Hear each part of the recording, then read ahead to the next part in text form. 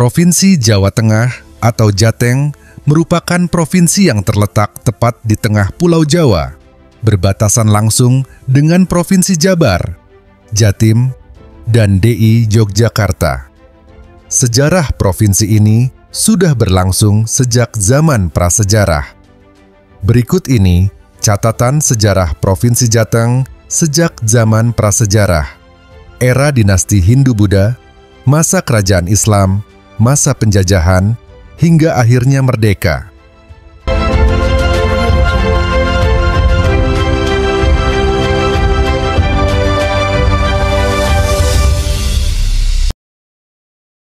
Sejarah Provinsi Jawa Tengah, masa prasejarah. Kehidupan di Provinsi Jateng diperkirakan sudah berlangsung sejak zaman prasejarah. Hal ini dibuktikan lewat temuan berbagai bukti kehidupan prasejarah di situs Sangiran yang terletak di Kabupaten Sragen, Jawa Tengah. Situs Sangiran diketahui menjadi lokasi ditemukannya banyak bukti prasejarah, seperti fosil manusia, binatang purba, dan bekas-bekas kebudayaan kuno manusia di wilayah tersebut.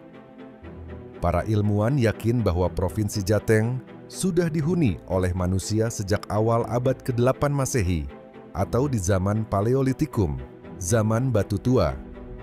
Kendati demikian, belum ada kejelasan terkait siapa suku bangsa yang pertama kali mendiami wilayah ini.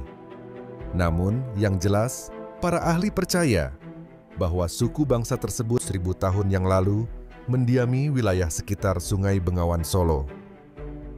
Dugaan sementara manusia yang mendiami wilayah Jawa Tengah pertama kali adalah Pithecanthropus erectus. Fosil manusia purba ini ditemukan pertama kali oleh peneliti asal Belanda, Eugene Dubois, di dekat Trinil, Jatim. Meskipun berbeda provinsi, situs Trinil lokasinya tak jauh dari Sangiran dan lokasi temuan fosil tersebut masih di sekitar aliran Sungai Bengawan Solo.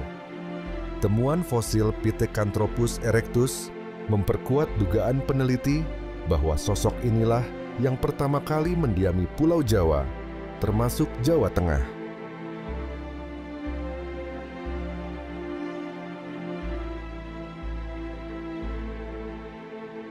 Sejarah Provinsi Jawa Tengah, masa kerajaan Hindu-Buddha. Catatan sejarah Provinsi Jateng juga diwarnai pengaruh kerajaan Hindu-Buddha. Ini dibuktikan lewat temuan berbagai prasasti, bangunan sejarah, hingga candi di berbagai wilayah Jateng. Ada dua asumsi terkait siapa yang menempati wilayah Jateng pada masa Hindu-Buddha. Asumsi pertama menyebut bahwa ada dua dinasti yang menempati Jawa Tengah selama pengaruh Hindu-Buddha. Kedua dinasti yang dimaksud termasuk dinasti Sanjaya dan dinasti Shailendra.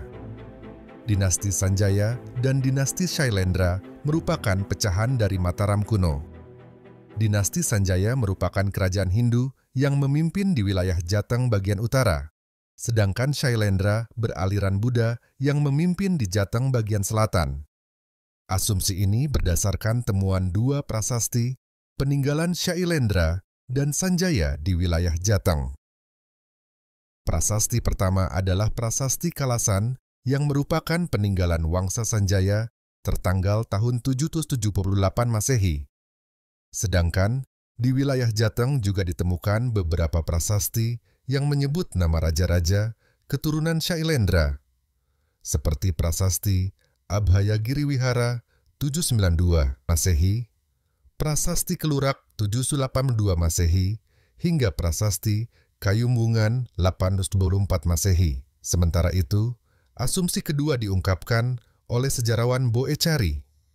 Ia percaya bahwa dinasti yang menempati Provinsi Jateng hanya dinasti Shailendra. Hal ini merujuk temuan candi-candi di wilayah Jateng dipengaruhi kebudayaan Buddha.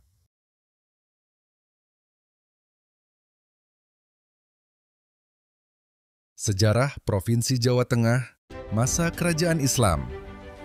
Setelah masa Hindu-Buddha, wilayah Jawa Tengah mulai dipengaruhi kebudayaan Islam Masuknya Islam di Jateng diduga berlangsung bersamaan dengan berdirinya Kesultanan Demak sebagai kerajaan Islam pertama di Jawa. Adapun pusat Kesultanan Demak terletak di daerah Bintara yang ada di muara Sungai Demak. Raja pertama Kesultanan Demak bernama Raden Patah.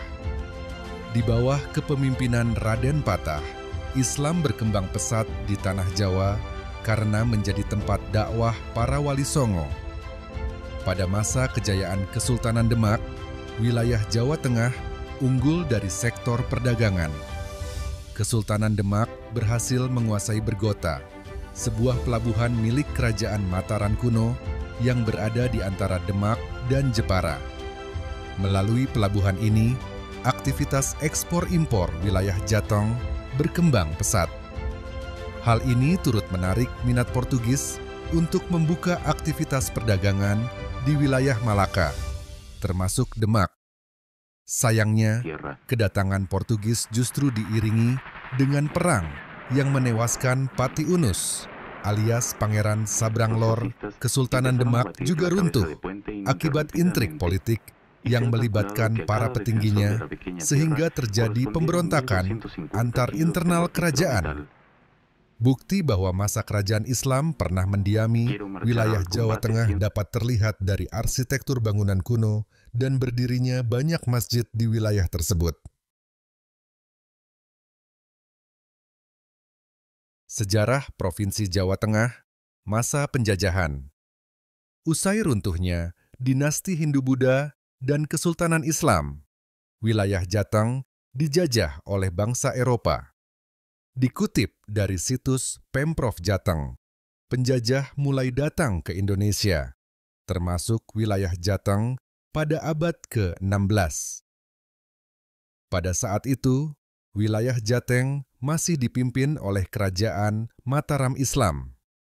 Namun, kedatangan Belanda menyebabkan perselisihan di antara internal kerajaan sehingga terjadi perpecahan. Berdasarkan Perjanjian Giyanti tahun 1795, Kerajaan Mataram terbagi menjadi dua kerajaan, yaitu Kerajaan Keraton Kasunanan di Surakarta dan Keraton Kasultanan Yogyakarta. Sejak saat itu, Kerajaan Mataram perlahan-lahan kehilangan pengaruhnya sehingga kepemimpinan tertinggi dipegang oleh Belanda. Selama masa pemerintahan Belanda, jalur transportasi dan perdagangan Indonesia, termasuk Jateng, dibuka secara luas. Belanda menjadikan Pelabuhan Semarang sebagai jaringan perdagangan internasional hingga ke Tiongkok dan Eropa. Jumlah pendatang ke wilayah Jawa pun semakin banyak, mulai dari bangsa Tiongkok, Arab, hingga India. Penjajahan Belanda berlangsung selama ratusan tahun, hingga akhirnya Belanda diusir oleh Jepang pada 1942. Sejak saat itu, Jateng dipimpin oleh pemerintahan Jepang hingga Perang Dunia II berakhir pada 1945. Proklamasi kami, bangsa Sejarah Indonesia, Provinsi Jawa Tengah setelah kemerdekaan. Usai pembacaan teks proklamasi pada 17 Agustus 1945, pemerintah RI mengangkat Raden Panji Soeroso Djondronegoro sebagai gubernur pertama Jateng. Setelah kemerdekaan, wilayah Jateng masih belum stabil sepenuhnya. Bahkan masih di tahun yang sama, rakyat Jateng masih harus berjuang melawan serangan dari tentara Jepang yang masih ingin menaruh pengaruh di Jateng. Peristiwa bersejarah pasca kemerdekaan di Jateng, salah satunya pertempuran 5 Hari Semarang. Pertempuran tersebut menewaskan ribuan rakyat Semarang. Ada juga peristiwa pertempuran Ambarawa yang terjadi ketika rakyat Indonesia melawan pasukan Inggris. Pertempuran yang terjadi selama Oktober hingga Desember 1945 itu menewaskan 2.000 tentara Indonesia dan 100 tentara Inggris. Usai kondisi Indonesia lebih kondusif, pada tahun 1950, pemerintah RI melakukan pemekaran pada setiap provinsi di Indonesia, termasuk Jawa Tengah. Berdasarkan UU nomor 10 tahun 1950, Jateng ditetapkan sebagai provinsi dengan yang terdiri dari 29 kabupaten, 6 kota, 537 kecamatan, 759 kelurahan, dan 70.000 desa. Itulah sejarah Provinsi Jawa Tengah. Terima kasih sudah menonton video ini. On New Georgia, our forces faced some of the most determined and well-commanded troops in the Japanese army.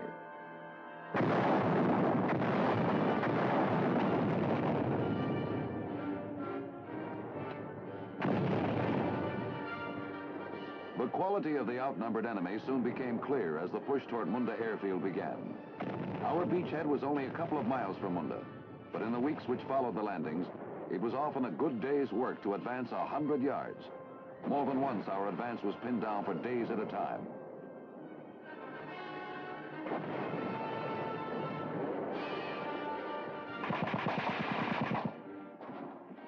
Still, we kept pushing as reinforcements from the 37th and 25th Divisions came into the fight. But only when he could not hold another minute would the enemy pull back.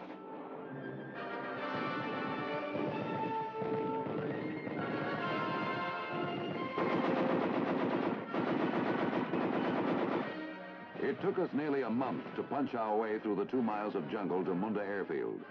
But on August 5th, the 14th Corps sent word to Admiral Halsey that the airstrip was secure. The hardest part of the New Georgia fight was over, and immediately we began readying the cratered runways for use by the Army Air Corps.